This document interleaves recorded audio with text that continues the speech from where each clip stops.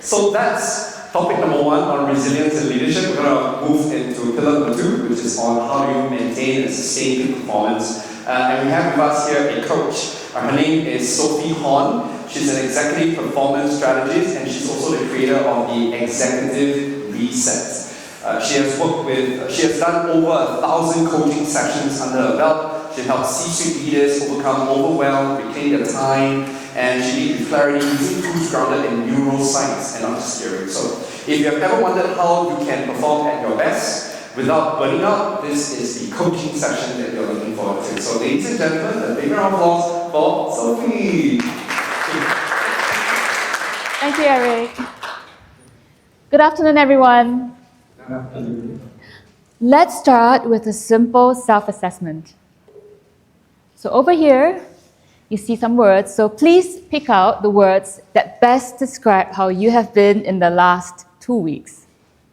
Take a note of that, and we have 30 seconds starting now.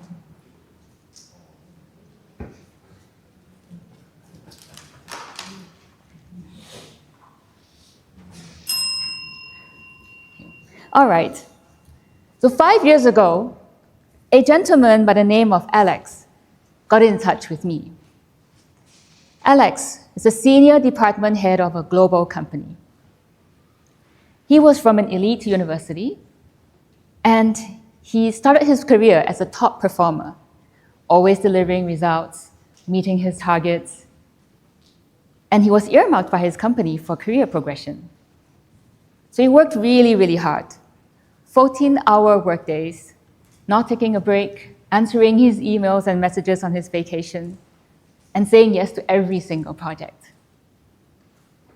But over time, he became exhausted, underperforming, his decision-making slowed, and his once sparkling leadership mojo missing in action.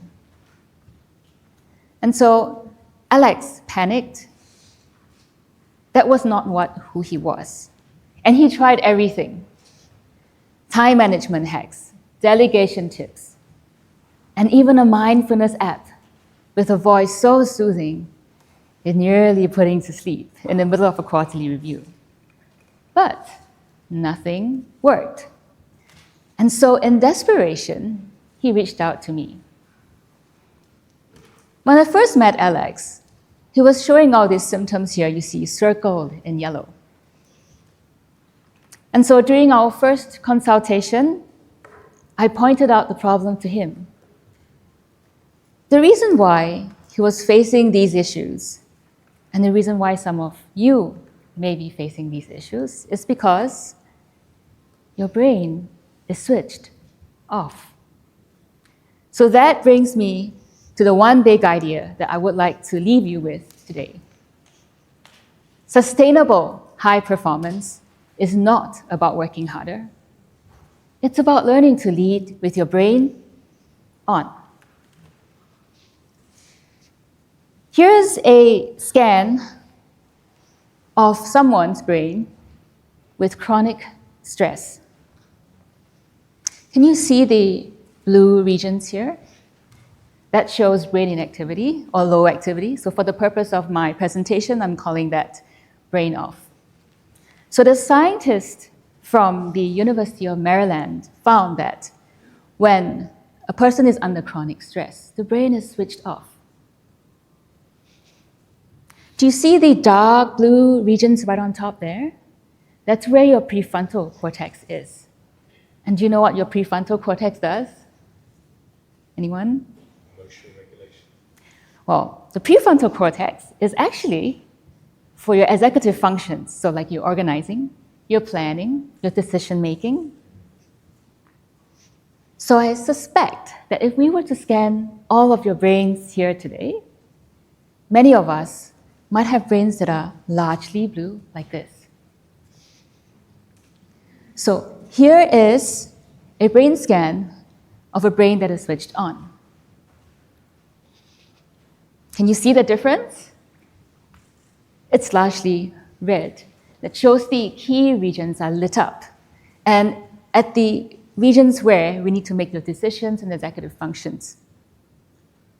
Wouldn't you like a brain like this? Well, raise your hands if you like a brain like this at work. It is. Awesome. Okay, so the key is, how do we keep our brains switched on? Well, whenever I meet leaders, I always share a 4-step model with them. And in the next 12 minutes, I'm going to show you how with this model. And it's called the Executive Reset. It's a 4-step framework that I have developed after working with thousands of leaders over the last 10 years.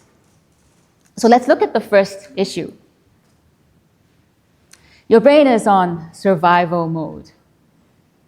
So if you're feeling burnt out or have that feeling, your brain's probably behaving something like this. There's a toddler with a steering wheel trying to keep the car on the road. That's your amygdala, hijacking rational thinking. While the prefrontal cortex, the CEO of the brain, is having an extended coffee break. And when that happens, you're going to suffer from exhaustion, sleep deprivation, anxiety. So the question is, how can we help the CEO of the brain regain control of the steering wheel? So here's what we can do. We call it the neuro reset. There are 3 parts to this. Firstly, regulating the nervous system, so to bring back calm and relaxation. And then we want to have micro recovery strategies so that we can bring the CEO back behind that steering wheel. And finally, automatic brain reactivation, so that the CEO can stay consistently at the driver's seat. And when we can do that, we can experience better focus, better sleep quality, calm and clear thinking. So I'm going to talk a little bit more about the nervous system regulation. And there are various ways that we can do this. One of the easiest ways is to practice conscious regulated breathing. So I'm going to show you a way that you can do this and introduce a simple breathing technique with us today. It's called the box breathing, and it's used by the US Navy SEALs to combat stress. And this is how it works. You're going to inhale for 4 counts, and then hold for 4, exhale for 4 counts, and hold for 4. And shall we practice this together? Let's do 2 rounds. Ready? All right, let's inhale, 2, 3, 4, and hold, 2, 3, 4, exhale, 2, 3, 4, and hold, 2, 3, 4. One more round, inhale, 2, 3, 4, and hold, 2, 3, 4, exhale, 2, 3, 4, and hold, 2, 3, 4. Now you can return to a normal breath. So this type of breathing actually slows down our heart rate. And it activates our parasympathetic nervous system so that it tells your brain to slow down and relax, so you can be more calm. All right, so now that we have practiced 1 step of this, you're well on your way to start leading with your brain on. So let's look at what would deem that light. Well, one of the things that leaders unknowingly face is the imposter syndrome and the identity-based beliefs. And when that happens, you might notice self-doubt, overcompensation, leading from fear. And that's because of the identity that you see in yourself. And so we want to rewire that in step 2. And we do this through helping you change the way you see yourself. We start by helping you to recognize what are the imposter beliefs that you have. And then we're going to rewire that consciously and subconsciously, and then help you to reinforce that new identity. And when we can do that, we can enjoy more confidence, effortless influence, and authentic authority. Well, here are some leaders who have spoken openly about this imposter syndrome and that pressure to prove that they're worthy of their position. And they have also worked on their own identity. Okay, so with this in place, you're ready to lead with your brain on. But even after reset and rewiring, sometimes our brain feels foggy. So, have you ever had times where you felt like you were forgetful, confused, indecisive, or just having difficulty concentrating? Well, that's because the important parts of your brains are switched off. So in step 3, we're going to help you activate your brain. And we do this through a neuroscience-based mental operating system used by Steve Jobs and Warren Buffett. And the key regions that we want to activate are your prefrontal cortex, your anterocingulate cortex, and your ventral medial prefrontal cortex. When we can do that, we can enjoy more clarity, sharper strategies, precision thinking. So today, I'm going to show you how you can switch on your ventral medial prefrontal cortex. And if you take a look, it's involved in helping you expand your executive intuition. Who would like that? We could use that. Okay, so here's a very simple exercise that I want to share with you. It's so easy, you could do this anytime, anywhere, without extra time. Sounds good? Yeah. And bonus point, it's so discreet. You could do this in the middle of a boring meeting, although I won't recommend that. All right. To do this exercise, some of you may like to have your eyelids closed, so feel free to do that if you'd like to. And we're going to start by inviting you to notice what is the closest sound that you can hear. So it could be the person's breathing next to you or your own breathing. Just notice.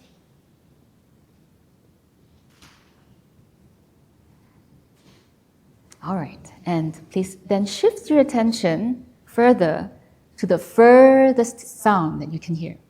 So it could be within this room or outside of this room, and just notice.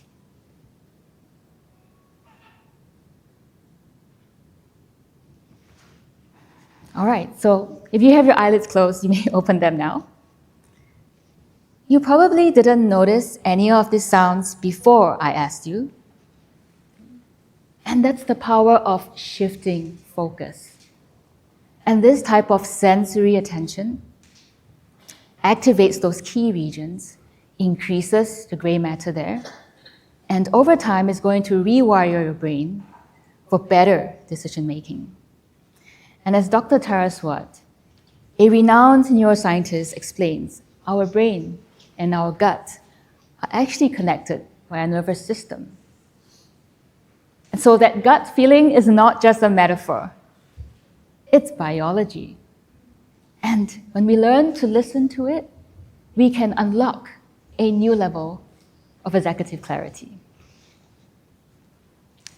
So now that we have activated our key regions, we're not only going to lead with our brain on, our brain is going to be brightly lit.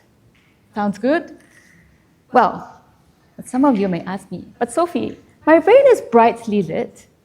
How can I keep it sustainably lit? Let's go to step 4. Okay. Some of us may have experienced a sluggish brain, right? Feeling lethargy, headaches, difficulty concentrating. And that could happen, especially after a hearty meal. And hopefully it's none of us in this room right now. But sometimes we just don't know why we're feeling lethargic, even after our first cup of coffee. And that's because your brain might be experiencing a lack of energy. So we want to ensure that our brain has sufficient energy, because the brain actually uses a huge percentage of our body's energy. Want to guess how many percent? 5%? 10%? Exactly. 20%. That's quite a lot for a relatively small organ. So in step 4, we want to look at how we can help our brains to invest, or we want to invest strategically into how our energy resources are allocated to our brain efficiently. And we can do this by looking at the daily rhythms, the brain fill, the sleep hygiene, and the glucose regulation. And when we can do this, we can enjoy sustained energy, increased focus, consistent, high performance. So in the last 12 minutes, I have shown you various strategies of how you can have your brain switched on. And it's not rocket science. It's just applied neuroscience, right? Anyone can do this if you just have some insights into your brain. And this is exactly how I've helped Alex and thousands of leaders over the last 10 years through this 4-step model. And today, Alex is a very successful leader. He's helped his company to clinch multiple 6-figure deals, and he's happier than ever. And this could be for you and all your employees if you learn to apply those 4 steps. I'd love to share more if I had the opportunity. I'll talk about the executive reset audit, just simple diagnostic tools to find out where we're lacking energy, clarity, and confidence, the neuroprotective habits, simple practices to help us build sustainable performance. And we tried one of that today. And the nano leadership tools, fast, effective leadership tools that you can apply within 15 minutes. At this point, I would like to invite us to raise both our hands. So let's do that.